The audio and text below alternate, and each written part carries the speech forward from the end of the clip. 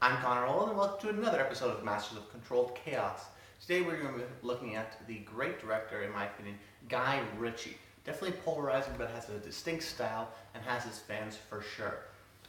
If you don't know, welcome to the series. If this is your first time, this is Masters of Controlled Chaos, and essentially every single week I break down a new director and I talk about why I think he's great, my favorite movie of his, and then what I think is his best movie. I'm going to talk about some of his inspirations and some common themes behind him, but the main idea is what necessarily makes him great. And we sort of look at sort of his entire filmography and point out the things that I like or dislike. And for Guy Ritchie, I did this one because this week King Arthur is coming out. And we're going to start to see that as the summer season goes on, and I'm going to try to do that more and more. Especially, I know when Baby Driver comes out, I'm going to be doing that for Edgar Wright. Doing a thing there, so that'll be June 28th, I think. And then, I'll do Michael Bay when Transformers Last Night comes out, and I'll sort of do that sort of thing. I think I'm going to do Luc Besson when Valerian, City of a Thousand Planets comes out. So I'm going to be doing a little bit more themed in a sense, because we've gone through a lot of the big ones, a lot of my favorites, and now we're doing it a little bit differently. But not, it's still be the same format and whatnot. But after this week, I'm probably going to do Stanley Kubrick is on my mind, possibly Alfred Hitchcock. Nicholas Stoller, a great comedic director, I think is up there too. But we'll see. I just want to get people that really speak to me and explain why I think they're great, and maybe even some underappreciated ones, which I think Guy Ritchie is one. When I think of Guy Ritchie, I think of one word, and that word is alive. His movies are incredibly alive. They have a great sense of life where, in terms of, they're fast and they never slow down, and they're always like go, go, go, go, go, go. That's something his signature style, seen through Lock, Stock, and Smoking Barrels, his first movie, and then definitely prominently in Snatch, and we see it in his movies here and there, something like Sherlock Holmes, Man from U.N.C.L.E. had a little bit of that. We see the new trailer for King Arthur, has sort of that weird POV sort of style. He also uses music really well, in terms of just, like other directors, like a Scorsese or like a Tarantino, and really pairing that, instead of having a score, having a soundtrack of really awesome songs and pairing that together, and it works really, really well. Some of his inspirations, like I said, Scorsese maybe not, but I think definitely Tarantino and Edgar Wright. Tarantino in the sense of he looks at criminals or people fighting against criminals. We see his criminals in terms of his first two movies in Lock, Stock and Snatch.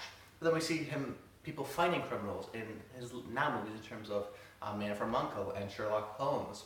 And Tarantino does that same sort of thing where he looks at criminals and sort of makes them human in a sense. And like Tarantino, he's great at non-linear storytelling and sort of cutting between different stories and merging them together into one to make sense. And that really takes a feat to do it. And I think that's why I really respect him, and I think Snatch is a really great movie.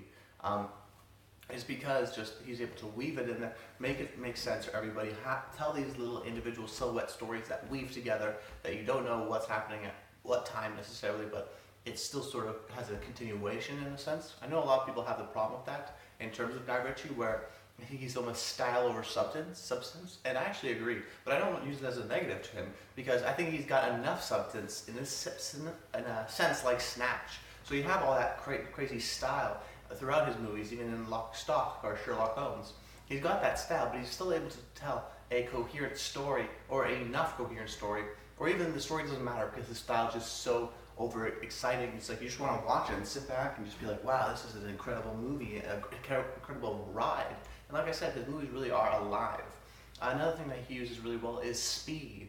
I mean this in the sense of both the drug and the actual term. It feels like, especially I know Snatch and his earlier films, where like you're on like cocaine or something like that, because you're just like jumping all over the place. Not that I would know, but from what I've seen, you're jumping all over the place. You're going here, you're going there. Wet hands, really that fast sort of pace editing. But back to the speed, he uses a lot of slow motion, especially in something like Sherlock Holmes scenes, Snatch, a lot of the sort of brutal fist scenes. And he also uses like speeding up things, like the transition between what's his name?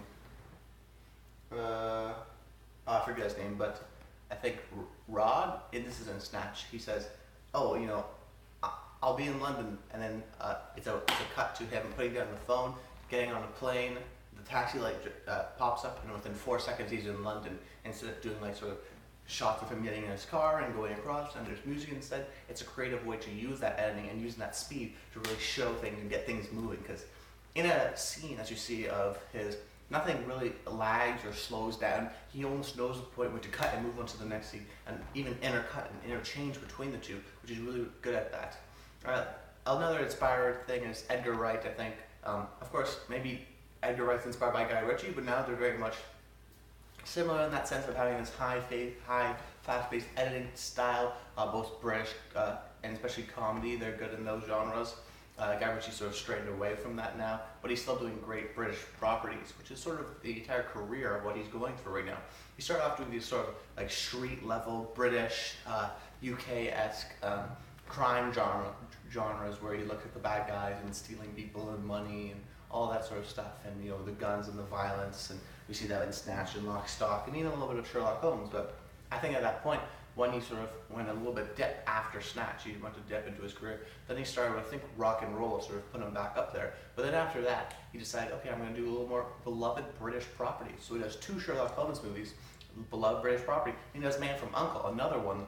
They're potentially doing another sequel. They don't know if he's going to be back on. We'll see. And now he's doing King Arthur, another British sort of folklore sort of property. So he's really sort of diving into that. He really feels something like that to home to him.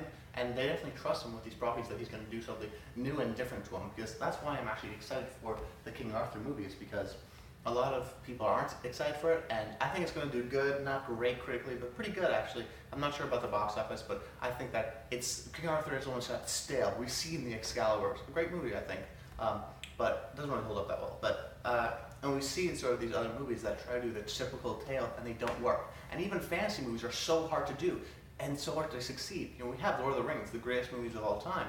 Then we see like Warcraft and other things that's like Troy. So a lot of these fantasy one-offs do not work. So he's taking King Arthur, sort of giving him more of a backstory and sort of creating some more unique camera angles and maybe poppy music. And people may not like that, but I feel there's going to be compelling enough story there, and it's going to be different. And at least that's something. It's not the same old King Arthur tale that we've seen 1,000 times. Which I really respect for him for that in terms of flipping these genres on its head, like Sherlock and like King Arthur, and he will be doing that in Aladdin. And I actually think he's going to be a great pick for Aladdin, because I will definitely capture sort of that Aladdin sort of street thug, sort of climbing on rooftops, going really fast.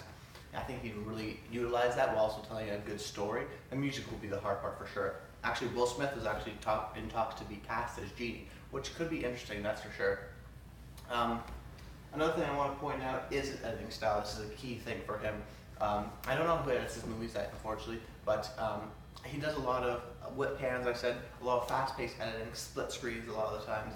So it's definitely the signature style that we've seen in something like an Edgar Wright movie in terms of just that fast-pacedness. And it really gives it a sense of life. And Snatch, I think, is the best use of this, but I know a lot of people have the problem where they don't have a coherent story. But in my sense, I don't really care about the story because I'm just having such a great ride while I'm watching this. And he is very much like Tarantino, where he's got the crime and the violence and high energy and the music and the dialogue. I think he does write some of his movies, and I think he's a great dialogue writer. Definitely some lines that I got here from Snatch that I will be reading. And you know what? Speaking about Snatch, let's just move over into that, into Snatch in terms of why I like it. And I think Snatch, which by the way, Snatch is what I think is his best movie, and it's also my favorite movie of Guy Ritchie's. I think it's a fantastic movie. It wasn't received critically at the time, well critically. It was sort of mixed in a sense. Some people really liked it. Someone like Roger Ebert did not like it. But definitely, you see IMDb's got like 8.3, definitely sort of a cult following, and I'm part of that in a sense because I really like this movie. I saw it for the first time. I know last week we talked about David Fincher and talking about just how like Brad Pitt, Fight Club, great role from him. Curious Case of Benjamin Button, another great role. Well, and then put in Snatch in there, and that's his top 3 in my opinion. Where Snatch does a great role playing this Irish guy, and you can't understand what he's saying, and then even the characters don't know what he's saying, and it sort of makes it funny for the audience. Where it's definitely Americanized in that sense, where I don't know a lot of the words they're saying because there's a lot of sort of like British street slang, but even some of the British people don't even know what he's talking about because, especially this character, he's a gypsy and he's got a very distinct sort of language, and Brad Pitt fully commits. I think he does an awesome job in this.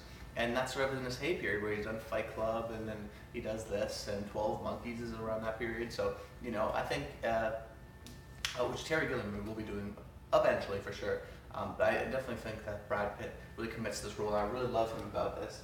And like there's just great examples where he's juggling the story so well and intercutting things where it's a sort of a confusing story, but you get it and you sort of piece things together as the movie comes on and reveals things to you with that editing, because he really does that a great job in this movie of editing it in a way where it starts to reveal things as the movie goes on. Another great sequence is show that the editing and the fast-pacedness and the music all together is when the Mickey and Turkish are they bet on a hare running, and then Tyrone is actually running from Guys. So you have this cut of this hare, who's like a bunny, running from these dogs, and then you intercut that with Tyrone running from these guys. So it's like, a little bit of juxtaposition, a little bit of sort of like symbolism in a sense, but it's really fun because this way you get to do two stories at once and going back and forth. It's really interesting, and yeah, it just shows how he's able to balance that and juggle that. It's a really hard task for a director, and I think he does a great job with that to make it sort of make sense.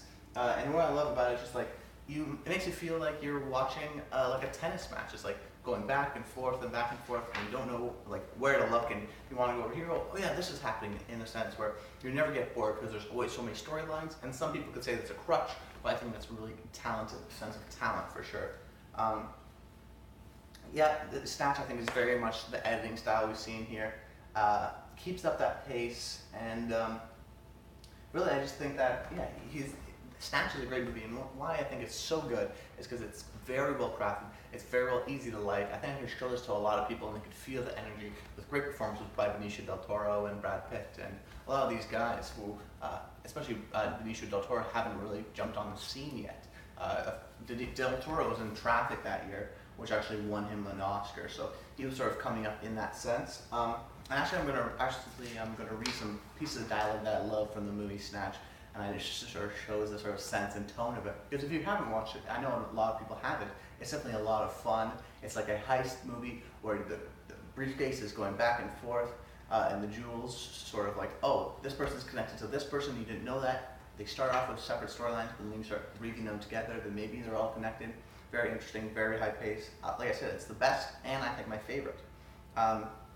So say here, yes, London, fish, chips, cup of tea, bad food, worst weather, Mary fucking Poppins, London. And then that's one, and then, right. And she's terribly partial to the Periwinkle Blue boys. Have I made myself clear, boys? And then Turkish says, yes, that's perfectly clear, Mickey. Yeah, just give me 1 second to confer with my colleague. And then he turns to Tommy, and he says, did you understand a single word of what you just said? And then this shows, like I said before, like that sort of, that they're sort of in on the joke. And then this one here I'm really a fan of. You have anything to declare? It's the TSA agent says, you have anything to declare? He goes, yeah, don't go to England. So it's just like a lot of really funny sort of interesting things. And why I always say is his style is his strength is because I looked at something like Man from U.N.C.L.E., which I enjoyed. I didn't really like, but I enjoyed it in a sense. But I felt it didn't utilize his best parts. Like Sherlock Holmes, the best parts are the fast-paced ending. Everyone remembers sort of that fist fight scene where the slow motion, you really see that zooming in. That's everyone's favorite part of that movie. And Man from U.N.C.L.E., it sort of strays away from that and very much more of a structural, very fill-in-the-blank, sort of paint by colors, like a Mission Impossible movie, but British.